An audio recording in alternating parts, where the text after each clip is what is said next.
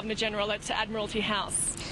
Gemma, I have Jai Martinkovich for Australians for Constitutional Monarchy here with me in the studio. I might ask him a brief question. How significant is this visit for the Prince?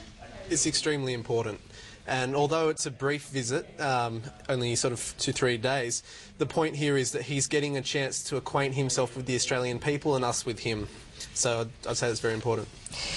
Major General Mike Keating of the Australian Republican movement, he's been quoted as saying, why is he coming? It's silly to pretend he can learn anything about us with a day or two in Sydney and a day in Melbourne. Does he have a point?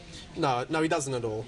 And the point here is that, for example, with travel that I've done, I've gone to Europe and a few other places, and I had no idea about the countries at all until I went there.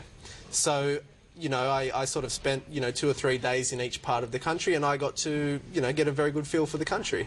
And he's following in those footsteps that his, predecessors have had before him in service, and I think that he's going to get a very warm welcome.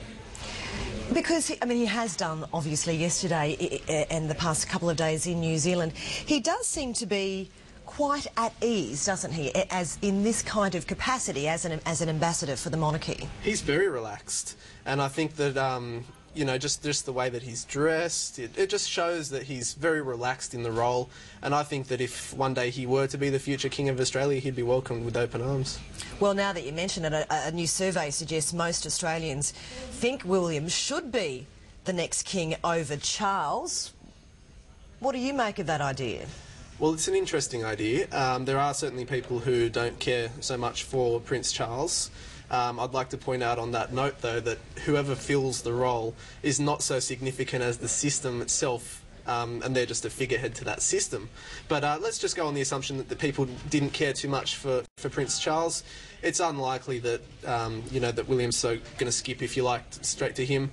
There's protocol that would need to be followed. The Queen would have to pre-agree to it. Once the Queen pre-agrees to it, it would have to be agreed in 16 realms, an unlikely scenario. OK. He's, as we said, really popular here in Australia as the door to the Royal New Zealand Air Force plane opens and we wait for the Prince's arrival. Are we likely to see an engagement this year, do you think? Well, certainly on the cards, I think. But, it would certainly solve the Australian Republic debate if he were to marry an Australian girl. In fact, I should be careful that my girlfriend doesn't get too close to him. Oh, really? She's a bit partial, is she? No, well, yet to him, yes. Do you think there are a lot of Australians who are staunch Republicans, but do you think it's still nice to get wrapped up in moments and days like this? Well, you would think that people would, and certainly the Prime Minister's there. He's jumping at the opportunity to have a photo there. So you've got these staunch Republicans that still sort of highlighting that magic of monarchy. In fact, I'll point out our national convener for Australians for Constitutional Monarchy always points out that you should never get in the way of visiting royalty and Republicans because you'll get knocked over in the rush.